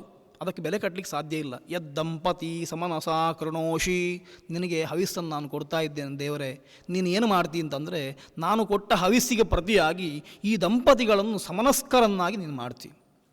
ಅವರಿಗೆ ಒಬ್ಬರ ಮೇಲೆ ಒಬ್ಬರಿಗೆ ಕೆಟ್ಟ ಭಾವನೆಗಳು ಯಾವತ್ತೂ ಬಾರದ ಹಾಗೆ ನೀನು ಮಾಡ್ತೀಯ. ಆದ್ದರಿಂದ ನಿನಗೆ ನಾವು ಆಹುತಿಯನ್ನು ಕೊಡ್ತಾ ಇದ್ದೇನೆ ಅಂತ ಅಗ್ನಿಯನ್ನು ಪ್ರಾರ್ಥನೆ ಮಾಡಿ ಆ ಮಂತ್ರ ಹೇಳುವಾಗ ವರ ಸಂಸ್ಕೃತಜ್ಞನಾಗಿದ್ದರೆ ಅವತ್ತೇ ತಿಳ್ಕೊಳ್ಬೇಕು, ಈ ಮಂತ್ರವನ್ನು ಹೇಳಿ ಆಹುತಿ ಕೊಟ್ಟಿದ್ದಾರೆ, ಈ ಮಾತು ಸತ್ಯ ಆಗ್ತದೆ. ಯಾವತ್ತು ಮಂತ್ರಗಳು ಸುಳ್ಳಾಗುವುದಿಲ್ಲ, ಮಂತ್ರಗಳಿಂದ ಮಾಡಿದ ಕ್ರಿಯೆಯು ವ್ಯರ್ಥ ಆಗುವುದಿಲ್ಲ. ಅದನ್ನು ಮಾಡಿದ್ರಿಂದ ನಾನು ಹಾಗೆ ಬದುಕಬೇಕು ಅಂತ ಅವನು ತಿಳ್ಕೊಳ್ಬೇಕು ಅಂತ ಧ್ವನಿ ಉಂಟು. ಇಂಥ ಮಂತ್ರಗಳನ್ನು ಉಪಯೋಗ ಮಾಡಿಕೊಂಡು ಆ ಅಗ್ನಿಯಲ್ಲಿ ಆಹುತಿಯನ್ನು ಕೊಡ್ತಾರೆ. ಕನ್ಯಾದಾನ ಎನ್ನುವಂಥದ್ದು ಆಗ್ತದೆ. ಕನ್ಯೆಯನ್ನು ಬ್ರಾಹ್ಮ ಕ್ರಮದಿಂದ ವರನಿಗೆ ದಾನವಾಗಿ ಕೊಡ್ತಾರೆ. ಅದರ ಒಟ್ಟಿಗೆ ಅನೇಕ ಸಾಂಪ್ರದಾಯಿಕವಾದ ಕಟ್ಟುಕಟ್ಟಳೆಗಳು ಆಚರಣೆಗಳು ಬಂದಿದ್ದಾವೆ. ಅನಂತರ ಅಗ್ನಿ ಪ್ರತಿಷ್ಠೆ ಆದ ಮೇಲೆ ಪ್ರಧಾನ ಆಹುತಿ ಆದ ಹೊತ್ತಿಗೆ ವಿವಾಹದ ಇನ್ನೊಂದು ಪ್ರಧಾನವಾದ ಅಂಗ ಪಾಣಿಗ್ರಹಣ ಮತ್ತು ಸಪ್ತಪದಿ ಎನ್ನುವಂಥದ್ದು. ಕನ್ಯಾದಾನದ ಹೊತ್ತಿಗೆ ವರ್ಣ ಎನ್ನುವ ವ್ಯವಸ್ಥೆ ಅದು ವಸ್ತುತಃ ಗಾಂಧರ್ವದಿಂದ ಬ್ರಾಹ್ಮಕ್ಕೆ ಬಂದ ಹಾಗೆ ಕಾಣುತ್ತದೆ. ಪರಸ್ಪರ ಮಾಲಾಧಾರಣೆ ಮಾಡಿಕೊಳ್ಳುವಂಥದ್ದು, ಕನ್ಯೆ ಮೊದಲಿಗೆ ವರನಿ ಕುತ್ತಿಗೆಗೆ ಮಾಲೆ ಹಾಕುವಂಥದ್ದು ಇತ್ಯಾದಿಗಳು. ಅವುಗಳಿಗೆ ಪ್ರತ್ಯೇಕವಾದ ಮಂತ್ರಗಳಿಲ್ಲ, ವೈದಿಕವಾದ ಮಂತ್ರಗಳಿಲ್ಲದೇ ಇರುವುದರಿಂದ ಸಂಪ್ರದಾಯಾತ ಅವುಗಳನ್ನು ಸ್ವೀಕಾರ ಮಾಡಿಕೊಳ್ಬೇಕು. ಅದಕ್ಕೆ ವಿರೋಧವನ್ನು ಮಾಡಲಿಲ್ಲ ಯಾರು. ಆ ಕೆಲಸಗಳನ್ನು ಮಾಡ್ಬೋದು. ಪರಸ್ಪರ ನಿರೀಕ್ಷೆ ಮಾಡಬೇಕು ಅಂತ ಅಲ್ಲಿ ಹೇಳಿ ಅಂತಃಪಟ ಎನ್ನುವ ಒಂದು ವ್ಯವಸ್ಥೆಯನ್ನು ಮಾಡಿದ್ದಾರೆ. ಇದೆಲ್ಲ ಸಾಂಪ್ರದಾಯಿಕವಾಗಿ ಬಂದದ್ದು. ಹಿಂದೆ ಹೇಳಿದ ಹಾಗೆ ಉಚ್ಚಾವಾಚವಾದ ಜನಪದ ಧರ್ಮಗಳು, ಗ್ರಾಮ ಧರ್ಮಗಳನ್ನು ಆಚರಿಸಬೇಕು ಅಂತ ಹೇಳಿದ್ರಿಂದ ಅವುಗಳನ್ನೆಲ್ಲ ಹಾಗೆ ಸ್ವೀಕಾರ ಮಾಡಿಕೊಳ್ಬೋದು. ಅನಂತರ ಆಗುವಂಥದ್ದು ಪಾಣಿಗ್ರಹಣ ಎನ್ನುವ ದೊಡ್ಡ ಕ್ರಿಯೆ. ವಧುವಿನ ಕೈಯನ್ನು ನೆಲದಲ್ಲಿಟ್ಟು ಅವಳ ಅಂಗುಷ್ಟವನ್ನು ವರ ಸ್ವೀಕಾರ ಮಾಡ್ತಾನೆ, ತಾನು ಗ್ರಹಣ ಮಾಡ್ತಾನೆ. ಗರ್ಭಣಾಮಿತೆ ಸೌಭಗತ್ವಾಯ ಹಸ್ತಮ್ಮಯ ಪತ್ಯ ಜರದಷ್ಟಿರ್ಯತಾಸತ್ ಅಂತ ಎನ್ನುವ ಮಂತ್ರದಿಂದ ಅದುರ್ಮಂಗಲಿ ಈ ಪತಿಲೋಕಮಾವಿಷ ಅಂತ ಆ ಮಂತ್ರಗಳು ಬರ್ತದೆ. ಸೌಭಗತ್ವಕ್ಕೋಸ್ಕರವಾಗಿ, ಮುಂದಿನ ಒಳ್ಳೆಯ ದಾಂಪತ್ಯಕ್ಕೋಸ್ಕರವಾಗಿ ನಿನ್ನ ಕೈಯನ್ನು ನಾನು ಹಿಡಿತೇನೆ ಅಂತ ಆತ ಹೇಳಿ ಆ ಕೈಯನ್ನು, ವಧುವಿನ ಕೈಯನ್ನು ಗ್ರಹಣ ಮಾಡ್ತಾನೆ. ಆ ಕೈಯನ್ನು ಹಿಡಿದುಕೊಂಡು ಅಗ್ನಿಗೆ ಪ್ರದಕ್ಷಿಣೆ ಬರ್ತಾನೆ. ಪ್ರದಕ್ಷಿಣೆ ಬಂದು ಆ ಹೊತ್ತಿಗೆ ಲಾಜಹೋಮ ಎನ್ನುವಂತಹ ಹೋಮ ನಡೀತದೆ. ಲಾಜ ಎನ್ನುವಂಥದ್ದು ಪರಸ್ಪರ ಸಂಮೋಹಕವಾದ ದ್ರವ್ಯ. ಲಾಜವನ್ನು ಎಲ್ಲ ಹೋಮಗಳಲ್ಲಿ ಸಂಮೋಹನ ಎನ್ನುವ ವ್ಯವಸ್ಥೆಗೆ ಉಪಯೋಗ ಮಾಡಿಕೊಂಡಿದ್ದಾರೆ. ಹಾಗಾಗಿ ದಂಪತಿಗಳಲ್ಲಿ ಸಾಹಚರ್ಯ, ಒಬ್ಬರನ್ನು ಒಬ್ಬರು ಅರಿತುಕೊಳ್ಳುವುದಕ್ಕೆ ಅದು ಪೂರಕವಾದ ದ್ರವ್ಯವಾಗುತ್ತದೆ. ಆ ಲಾಜವನ್ನು ಹೋಮಿಸ್ತಾರೆ. ಅದರೊಟ್ಟಿಗೆ 7 ಹೆಜ್ಜೆಗಳನ್ನು ನಡೆಯುವ ಸಪ್ತಪದಿ ಎನ್ನುವ ಕ್ರಿಯೆಯನ್ನು ವಿವಾಹದಲ್ಲಿ ನಾವು ಸ್ವೀಕಾರ ಮಾಡಿಕೊಂಡಿದ್ದೇವೆ. ಪ್ರಾಚೀನರು ಹಾಕಿಕೊಟ್ಟಿದ್ದಾರೆ. ಮೈತ್ರಿ ಬರಬೇಕಾದ್ರೆ ಇನ್ನೊಬ್ಬನೊಟ್ಟಿಗೆ ಮಿತ್ರ ಆಗಬೇಕಾದ್ರೆ ಏನಾಗಬೇಕು ಅಂತ, ಕನಿಷ್ಠ 7 ಹೆಜ್ಜೆ ನಡೆದ್ರೆ ಸಾಕು ಅಂತ. ಕಾಳಿದಾಸ ಇನ್ನೂ ಮುಂದೆ ಹೋಗಿದ್ದಾನೆ, 7 ಪದಗಳನ್ನು ಆಡಿದರೆ ಸಾಕು ಅಂತ ಮೈತ್ರಿ ಬರ್ತದೆ, ಮಿತ್ರನಾಗುತ್ತಾನೆ ಅಂತ ಅರ್ಥ. ಹೀಗೆ ಸಪ್ತಪದಿ ಎನ್ನುವಂಥದ್ದು 7 ಹೆಜ್ಜೆಗಳನ್ನು ಕನ್ಯೆ ಇಡ್ತಾಳೆ. ವರ ಹೇಳ್ತಾನೆ, ಇಷ ಏಕಪದೀ ಭವ ಸಾಮ ಮನುವ್ರತಾ ಭವ ಪುತ್ರಾನ್ ವಿಂದಾವಹೈ ಬಹೂಂಸ್ತೆ ಸಂತು ಜರದಷ್ಟಯ ಅಂತ. ಈಶಾ, ಊರ್ಜಾ ಇತ್ಯಾದಿ ಶಬ್ದಗಳಿದ್ದಾವೆ. ಈಶಾ ಅಂತಂದರೆ ಪುಷ್ಟಿ ಅಂತ ಅರ್ಥ, ನಮಗೆ ಬೇಕಾಗುವ ಅನ್ನ ಇತ್ಯಾದಿಗಳ ಲಭ್ಯತೆ. ಊರ್ಜಾ ಅಂದರೆ ಶಕ್ತಿಯ ಲಭ್ಯತೆ. ಹಾಗಾಗಿ ಒಂದು ಐಹಿಕವಾದ್ದು, ಮತ್ತೊಂದು ಮೇಲಿಂದ ನಮಗೆ ಬರುವಂಥದ್ದು, ಇವುಗಳೆಲ್ಲವೂ ನಮಗೆ ಸಿಗಲಿ ಅಂತ ಹೀಗೆ ರಾಯಸ್ಪೋಷಾಯ ಇತ್ಯಾದಿ ಮಂತ್ರಗಳು ಮುಂದೆ ಬರ್ತದೆ.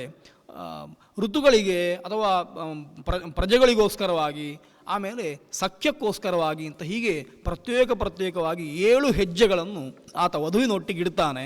ವಧು ಮುಂದೆ ಬಂದಾಗ ಅವಳೊಟ್ಟಿಗೆ ಆತನು ಹೆಜ್ಜೆ ಹಾಕ್ತಾನೆ. ಹೀಗೆ 7 ಹೆಜ್ಜೆ ನಡೆದ ಕೂಡಲೇ ಅವರಲ್ಲಿ ಸಖ್ಯ ಬಂತು ಅಂತ ಅರ್ಥ. ಸೌಮನಸ್ಯ ಬಂತು ಎನ್ನುವ ದೃಷ್ಟಿಯಿಂದ ಆ ಸಪ್ತಪದಿಯನ್ನು ನಡೆಸ್ತಾರೆ.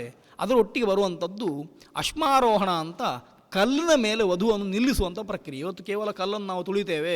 ಇಮಂ ಅಶ್ಮಾನಮಾರೋಹ ಅಶ್ಮೇವತ್ವಂ ಸ್ಥಿರಾಭವ ಅಂತ ಮಂತ್ರ. ಈ ಕಲ್ಲನ್ನು ನೀನು ಏರಬೇಕು ಅಂತ. ಯಾಕೆ ಅಂತಂದರೆ ನೀನು ಕಲ್ಲಿನ ಹಾಗೆ ಆಗಬೇಕು ಅಂತ. ಕಲ್ಲಿನ ಹಾಗೆ ಅಂತಂದರೆ ದೈಹಿಕವಾಗಿ ಅಂತ ಅರ್ಥ ಅಲ್ಲ, ಮಾನಸಿಕವಾಗಿ ಅಂತ ಅರ್ಥ. ಮುಂದೆ ವಿವಾಹ ಆದಮೇಲೆ ತುಂಬ ಕಷ್ಟಗಳು ಬರ್ತದೆ. ಯಾವತ್ತೂ ಕೂಡ ಒಬ್ಬ ಇದ್ದರೆ ಬರುವ ಕಷ್ಟ ಕಮ್ಮಿ, ಇಬ್ಬರಾದರೆ ಮೂವರಾದರೆ ಬರುವ ಕಷ್ಟಗಳು ಜಾಸ್ತಿ. ಯಾಕೆಂದರೆ ಮೂವರಿಗೂ ಅನುಭವಕ್ಕಾಗ್ತದೆ. ಕಷ್ಟವನ್ನು ನಾವೆಲ್ಲ ಪಾಲು ಮಾಡಿಕೊಳ್ತೇವೆ ಅನ್ನೋಂಥದ್ದು ಸುಮ್ಮನೆ. ಯಾಕೆ ಅಂತಂದರೆ ಕಷ್ಟಗಳ ಪ್ರಮಾಣವೂ ಜಾಸ್ತಿ ಆಗ್ತದೆ. ಹಾಗಾಗಿ ನಾವೀಗ ವರ ಒಬ್ಬನೇ ಇದ್ದಾನೆ, ವಧು ಒಬ್ಬಳೇ ಇದ್ದಾಳೆ, ಅವರಿಬ್ಬರು ಒಟ್ಟು ಸೇರ್ತಾರೆ, ಒಂದು ಮನೆಯಲ್ಲಿ ಇಬ್ಬರಾಗಿ ವಾಸಿಸ್ತಾರೆ. ಒಬ್ಬರಾಗಿ ವಾಸಿಸಬೇಕು. ಅದಕ್ಕೋಸ್ಕರ ಕಷ್ಟಗಳು ಬರಬಾರ್ದು, ಬಂದರೂ ಎದುರಿಸುವ ಶಕ್ತಿ ಬೇಕು ಎನ್ನುವ ದೃಷ್ಟಿಯಿಂದ ಅವಳನ್ನು ಅಶ್ಮದ ಮೇಲೆ ನಿಲ್ಲಿಸಿ ಅಶ್ಮೇವತ್ವಂ ಸ್ಥಿರಾಭವ ಅಂತ ಹೇಳಿ ಅವಳಲ್ಲಿ ಧೈರ್ಯವನ್ನು ತುಂಬುವ ಕೆಲಸ ಮಾಡುವಂಥದ್ದು. ಅದೇ ರೀತಿಯಲ್ಲಿ ಮುಂದೆ ಕೆಲವು ಸಪ್ತಪದಿ ಆದ ಮೇಲೆ ಪಾಣಿಗ್ರಹಣ ಎನ್ನುವಂತಹ ಕ್ರಿಯೆ ಮುಗಿತದೆ. ಆ ಕೈಯನ್ನು ಅಲ್ಲಿವರೆಗೆ ಹಿಡ್ಕೊಳ್ಬೇಕು ಅಂತ ನಿಯಮ ಉಂಟು. ಮುಂದೆ ಮಾಂಗಲ್ಯ ಧಾರಣೆ ಎನ್ನುವಂಥದ್ದು ಕೂಡ ಅದು ಪೂರ್ಣವಾಗಿ ವೈದಿಕವಾದ ಮಂತ್ರಗಳದಕ್ಕೆ ಇಲ್ಲ. ಮಾಂಗಲ್ಯಂ ತಂತುನಾನೇನ ಎನ್ನುವಂಥ ಮಂತ್ರ ಅನಂತರ ಬಂದದ್ದು ಅಂತ ಶಾಸ್ತ್ರಕಾರರ ಅಭಿಮತ, ವಿದ್ವಾಂಸರದನ್ನು ಹೇಳ್ತಾರೆ.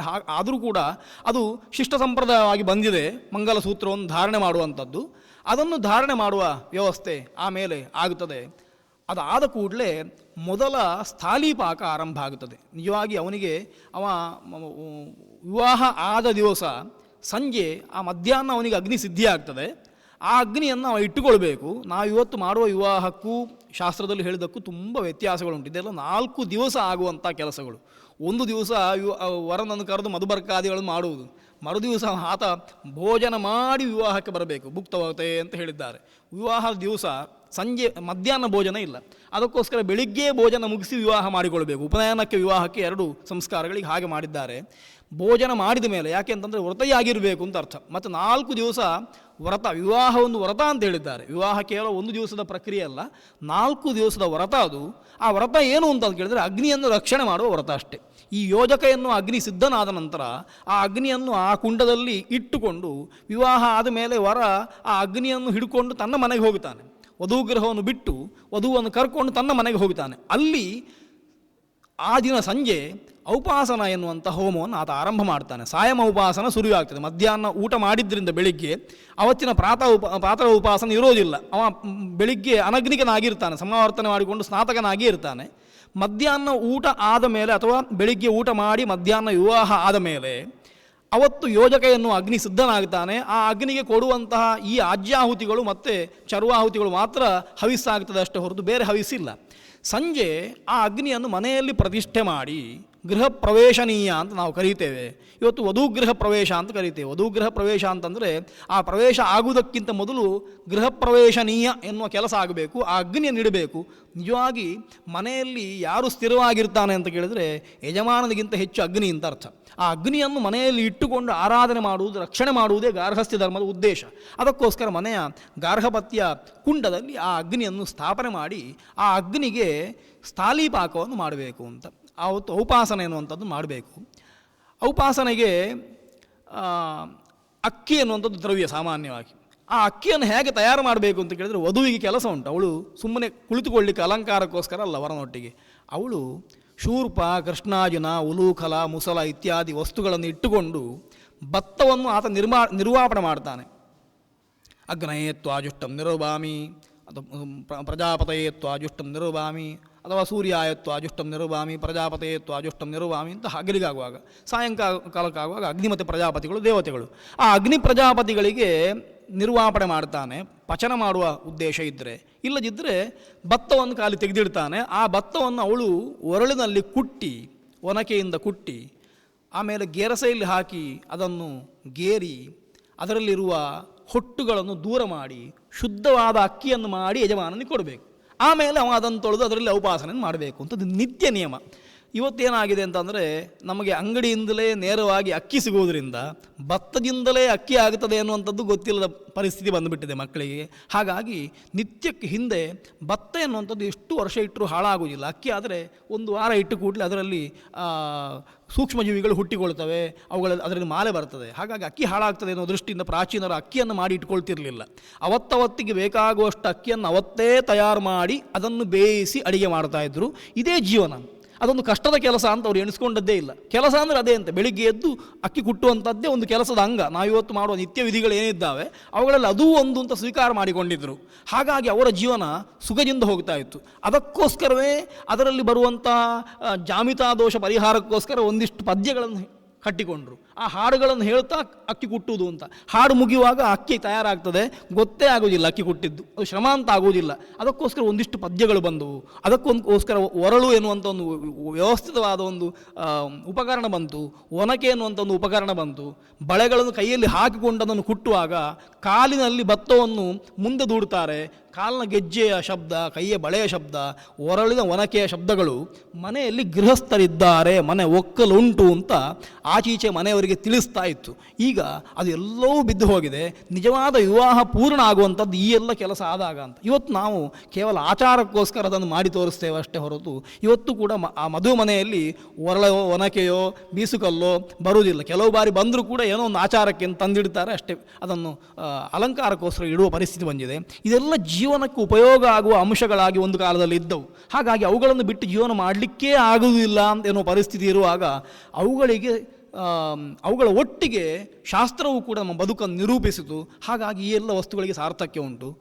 ಆ ರೀತಿಯಲ್ಲಿ ಅವಳು ಅಕ್ಕಿಯನ್ನು ತಯಾರು ಮಾಡಿಸಿ ಕೊಟ್ಟ ಮೇಲೆ ಆ ಅಕ್ಕಿಯಿಂದ ಸಾಯಂ ಉಪಾಸನೆಯನ್ನು ಆತ ಮಾಡ್ತಾನೆ ವರ. ಉಪಾಸನೆ ಮಾಡಿದ ಮೇಲೆ ಇಬ್ಬರು ಬ್ರಹ್ಮಚರ್ಯ ವ್ರತನಿಷ್ಠರಾಗಿ ಅಗ್ನಿಯ ಎರಡೂ ಪಾರ್ಶ್ವಗಳಲ್ಲಿ ಮಲ್ಕೊಂಡು ರಾತ್ರಿಯನ್ನು ಕಳೆಯಬೇಕು ಅಂತ. ಹೀಗೆ 3 ರಾತ್ರಿಯ ವ್ರತವನ್ನು ಮಾಡಬೇಕು. ತ್ರಿರಾತ್ರ ವ್ರತ ಅಂತ ಅದನ್ನು ಮಾಡಬೇಕು. ಹಾಗೆ ಆ ವ್ರತವನ್ನು ಮಾಡಿದ ಮೇಲೆ ಕೊನೆಗೆ ವ್ರತ ವಿಸರ್ಜನೆ ಅಂತ, ವಿವಾಹದ ಅವಭೃತ ಅಂತ ಕರೆಯುವಂಥದ್ದು, ಈ ವ್ರತವನ್ನು ಬಿಡುವಂಥದ್ದು. ಇನ್ನು ಅವ ಏನು ಮಾಡ್ತಾನೆ, ಅಲ್ಲಿವರೆಗೆ ಆ ಅಗ್ನಿಯನ್ನು ಪೂರ್ಣವಾಗಿ ಕಾಪಾಡಿಕೊಳ್ಳಬೇಕು. ಅದಕ್ಕೆ ಸಾಮಾನ್ಯವಾಗಿ ಅಗ್ನಿಯನ್ನು ಕುಂಡದಲ್ಲಿ ಇಟ್ಟು ಉಪಾಸನೆ ಆದಮೇಲೆ ಪ್ರತ್ಯವರೋಹಣ ಅಂತ ಸಮಿತಿನಲ್ಲಿ ಸಂಗಾರೋಪಣ ಮಾಡಿ ಇಟ್ಟುಕೊಳ್ತಾನೆ ಗೃಹಸ್ಥನಾದವ. ಆದರೆ ಈ 3 ದಿವಸ ಅಗ್ನಿಯನ್ನು ಪ್ರತ್ಯವರೋಹಣ ಮಾಡಲಿಕ್ಕಿಲ್ಲ, ಸಮಿತಿನಲ್ಲಿ ಆಧಾರ ಮಾಡಲಿಕ್ಕಿಲ್ಲ, ಪ್ರತ್ಯವರೋಹಣ ಇಲ್ಲ. ಅದನ್ನು ಹಾಗೇ ಇಟ್ಟು ರಕ್ಷಣೆ ಮಾಡಬೇಕು ಅಂತ ಅರ್ಥ. ನಮ್ಮ ಒಟ್ಟಿಗೆ ನಮ್ಮ ಅಗ್ನಿಯೂ ಇದ್ದಾನೆ ಎನ್ನುವ ದೃಷ್ಟಿಯಿಂದ ವಧೂವರರು 3 ರಾತ್ರಿ ವಿವಾಹ ಅಗ್ನಿಯ ಒಟ್ಟಿಗೆ ಅವರು ಬದುಕಬೇಕು, ಬಾಳಬೇಕು. ಆಮೇಲೆ ಕೊನೆಗೆ ಆ ಅಗ್ನಿಯನ್ನು ಸಮಿತಿನಲ್ಲಿ ಸಮಾರೋಪಣೆ ಮಾಡಿಕೊಂಡು ವ್ರತ ವಿಸರ್ಜನೆ ಅಂತ ಆಗ್ತದೆ, ದೀಕ್ಷಾ ವಿಸರ್ಜನೆ ಅಂತ ಆಗ್ತದೆ. ಅಲ್ಲಿವರೆಗೆ ಕಟ್ಟಿದ ಕಂಕಣವನ್ನು ಬಿಚ್ಚುತ್ತಾರೆ, ಅವಭೃತ ಅಂತ ಓಕುಳಿ ಆಡಿ ಆ ವಿವಾಹ ಎನ್ನುವ ಉತ್ಸವ, 4 ದಿವಸದ ಉತ್ಸವ ಅದು ಸಮಾಪ್ತಿ ಆಗ್ತದೆ. ಹೀಗೆ ವಿವಾಹ ಎನ್ನುವಂಥದ್ದು ಪೂರ್ಣವಾಗಿ ಒಂದು ಉತ್ಸವವಾಗಿ ಜನಪದದಲ್ಲಿ ಉಡಿಯಲ್ಲಿತ್ತು. ಅದಕ್ಕೆ ಚಪ್ಪರ ಹಾಕಲಿಕ್ಕೆ 1 ತಿಂಗಳಿಂದ ಮೊದಲು ತಯಾರಾಗ್ತಾ ಇತ್ತು. ಅಂಗಳಕ್ಕೆ ಮಣ್ಣು ಹಾಕುವುದು, ಸೆಗಣಿ ಹಾಕುವುದು, ಸಾರಿಸುವುದು, ಬಂಧು ಬಳಗಕ್ಕೆ ಹೇಳಿಕೆಯನ್ನು ಹೇಳುವಂಥದ್ದು, ತೋರಣ ಕಟ್ಟುವಂಥದ್ದು, ಎಲ್ಲವೂ ಕೂಡ ಮನೆಯಲ್ಲೇ ಆಗ್ತಾ ಇತ್ತು. ಅದಕ್ಕೋಸ್ಕರ ಕಲ್ಯಾಣ ಮಂಟಪಗಳು ಅಂತ ಪ್ರತ್ಯೇಕವಾಗಿ ಇರಲಿಲ್ಲ. ಯಾಕೆ ಅಂತಂದರೆ ಶಾಸ್ತ್ರ ನಿಷೇಧ ಮಾಡ್ತದೆ. ಅನ್ಯಕ್ಷೇತ್ರೇ ಕೃತ ಸರ್ವ ಶ್ರೋತ ಸ್ಮಾರ್ತ ಕ್ರಿಯಾದಯ ವಿಫಲಾಸ್ಯು ಯತಸ್ತಾಸಾಂ ಭೂಮಿಶಃ ಫಲಮಶ್ನುತೆ. ಬೇರೆ ಕಡೆಯಲ್ಲಿ ಮಾಡಿದರೆ ಅವುಗಳ ಫಲ ಆ ಜಾಗದ ಒಡೆಯನಿಗೆ ಹೋಗ್ತದೆ. ಎಲ್ಲ ಕೆಲಸಗಳನ್ನು ನಿಮ್ಮ ಮನೆಯಲ್ಲಿ ಮಾಡಬೇಕು ಅಂತ, ನಮ್ಮ ಜಾಗದಲ್ಲೇ ಮಾಡಬೇಕು, ನಮ್ಮ ಮನೆಯಲ್ಲಿ ಮಾಡಬೇಕು. ವಿವಾಹವನ್ನು ಮಾಡಲಿಕ್ಕೆ ಕಷ್ಟ. ಯಾಕೆ ಅಂತಂದರೆ ಮನೆ ಸಣ್ಣದು ಅಂತ. ಮನೆ ಸಣ್ಣದು ಅಂತಂದರೆ ವಿವಾಹ ಮಾಡಲಿಕ್ಕೆ ಬೇಕಾಗುವ ಪರಿಸರ ಒಂದು 10 ಅಡಿ ಜಾಗ ಇದ್ದರೆ ಸಾಕಾಗ್ತದೆ. ಅಷ್ಟು ದೊಡ್ಡ ಅದಕ್ಕಿಂತ ಸಣ್ಣ ಮನೆ ಯಾರದ್ದು ಇಲ್ಲ ಅಂತ ಭಾವಿಸ್ತೇನೆ. ಹಾಗಾಗಿ ಆರಾಮದಲ್ಲಿ ಮನೆಯಲ್ಲಿ ಮಾಡ್ಬೋದು. ಮೊನ್ನೆವರೆಗೆ ಯಾರೂ ನಂಬ್ತಿರ್ಲಿಲ್ಲ ಮನೆಯಲ್ಲಿ ಮದುವೆ ಮಾಡಲಿಕ್ಕೆ ಆಗ್ತದೆ ಅಂತ ಇವತ್ತಿನ ಭಾಗದಲ್ಲಿ.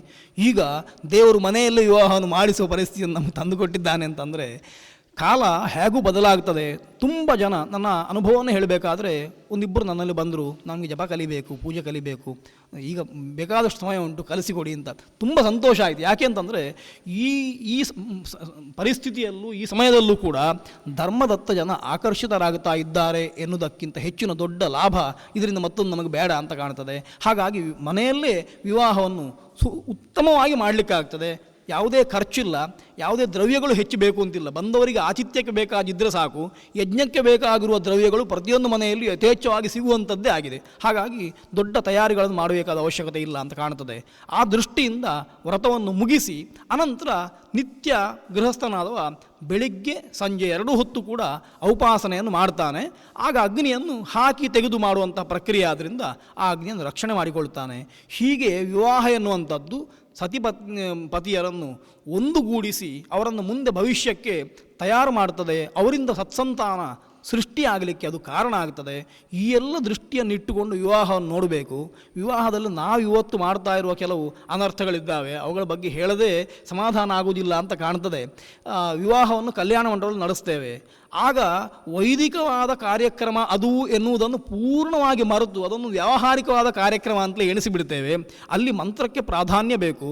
ಅದರಲ್ಲಿ ಬೇರೆ ಶಬ್ದಗಳು ಬರಬಾರ್ದು. ಯಾವುದೋ ಸಂಗೀತವನ್ನು, ಯಾವುದೋ ವಾದ್ಯಗಳನ್ನು ನುಡಿಸುವಂಥದ್ದು ಅದು ಸರಿ ಅಂತ ಕಾಣುವುದಿಲ್ಲ.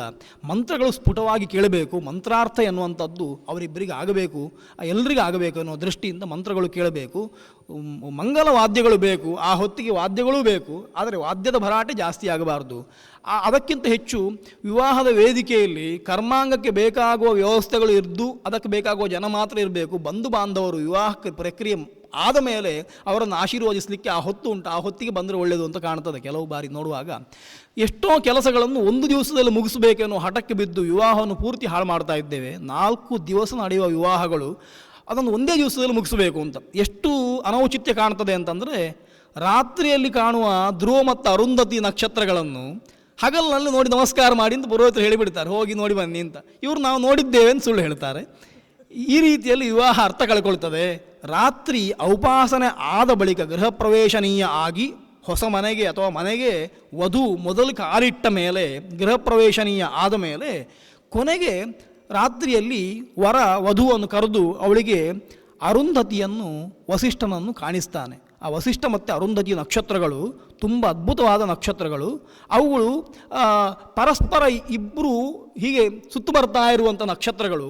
ಆ ನಕ್ಷತ್ರಗಳನ್ನು ತೋರಿಸಿ ನಾವು ವಸಿಷ್ಠ ಮತ್ತು ಅರುಂಧತಿ ಹಾಗೆ ಇರಬೇಕು ಅಂತ ಅವಳಿಗೆ ತೋರಿಸಿಕೊಡ್ತಾನೆ. ಹಾಗಾದರೆ ಅದು ವಸಿಷ್ಠನನ್ನು ಅರುಂಧತಿಯನ್ನು ತೋರಿಸಿ, ಅರುಂಧತಿ ಸಣ್ಣ ನಕ್ಷತ್ರ ತೋರಿಸೋದು ಹೇಗೆ ಅಂತಂದರೆ ಅದಕ್ಕೆ ಧ್ರುವ ನಕ್ಷತ್ರವನ್ನು ಸಪ್ತರ್ಷಿ ಮಂಡಲವನ್ನು ತೋರಿಸಿ ಅದರ ಹತ್ತಿರ ಅಂತ ಶಾಖಾ ಚಂದ್ರಮಸ ನ್ಯಾಯ ಅಂತ ಒಂದು ನ್ಯಾಯ ಉಂಟು.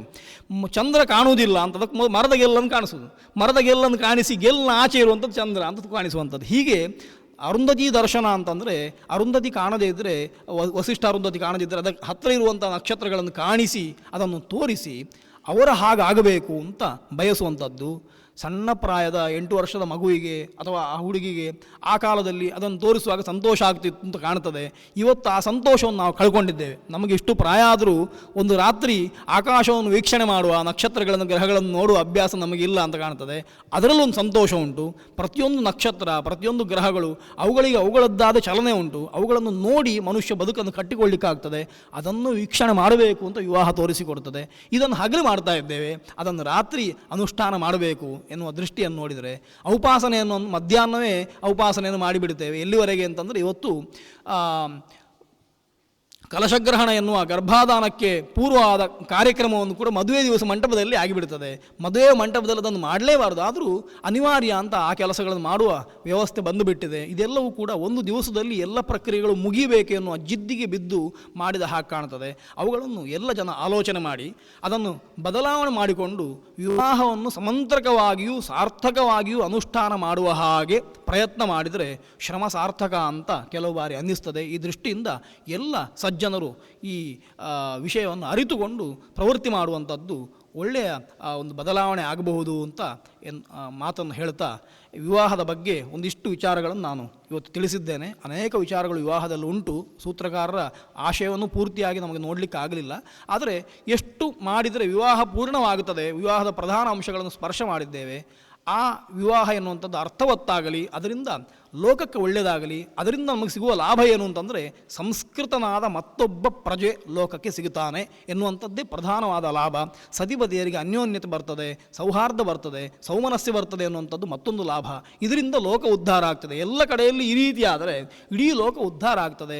ಲೋಕವನ್ನು ಕಟ್ಟುವಲ್ಲಿ, ಜನತೆಯನ್ನು ಒಗ್ಗೂಡಿಸುವಲ್ಲಿ, ಧೈರ್ಯವನ್ನು ತುಂಬುವಲ್ಲಿ ವಿವಾಹ ಎನ್ನುವ ಸಂಸ್ಕಾರವೂ ಕೂಡ ಸಹಕಾರಿ ಅಂತ ಹೇಳ್ತಾ ನನ್ನ ಈ ಮಾತನ್ನು ಮುಖ್ಯ ಪ್ರಾಣ ಶ್ರೀಕೃಷ್ಣನಿಗೆ ಅರ್ಪಿಸ್ತಾ ಇದ್ದೇನೆ. ಶ್ರೀಕೃಷ್ಣ ಅರ್ಪಣಮಸ್ತು.